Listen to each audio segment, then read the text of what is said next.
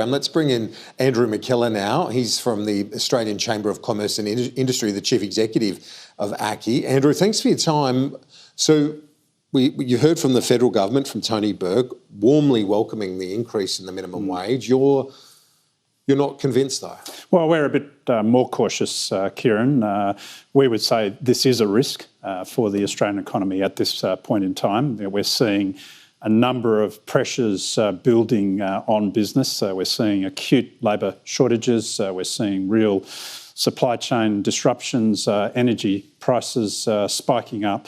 And now we see that inflation risk present as well. So our concern is that this is a very significant additional cost. So it's not just a risk, you say it's a very significant risk right now. Well, that's right. I mean, our calculation is that this increase will result in an additional cost to the affected businesses of about $7.9 billion a year.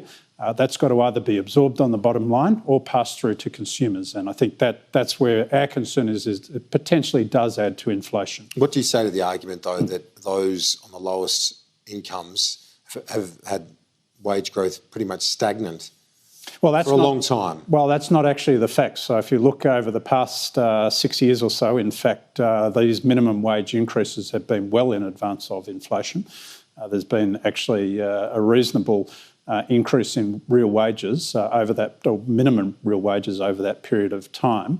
And in fact, it's been above productivity growth as well. So look, we understand, of course, people are keen to get a pay rise, and those on the lowest incomes, I think, certainly deserve an increase, but we think this is too much. When you look at the argument, though, that unemployment is so low, and you're talking about labour shortages and so on, but to say that there's a risk to the jobless rate and so on out of a wage increase like this, isn't that diminished by the fact that we are in demand for labour right across the economy? So if someone were to be laid off somewhere, there are many other opportunities.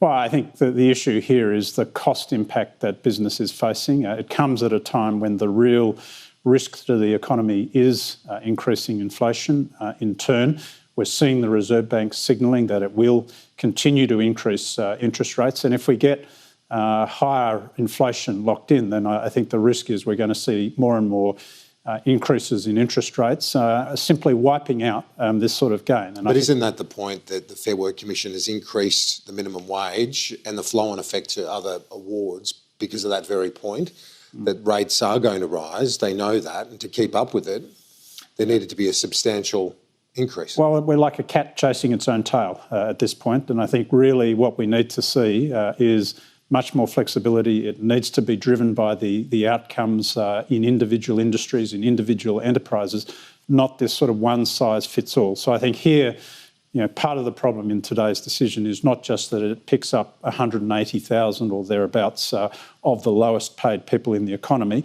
That's one thing, but then this spills through the award system, picking up about another 2.6 million people, adding $7.9 billion in cost to the bottom line for all of those businesses. When you look at the structural issues within the labour market, obviously enterprise bargaining is a big flaw.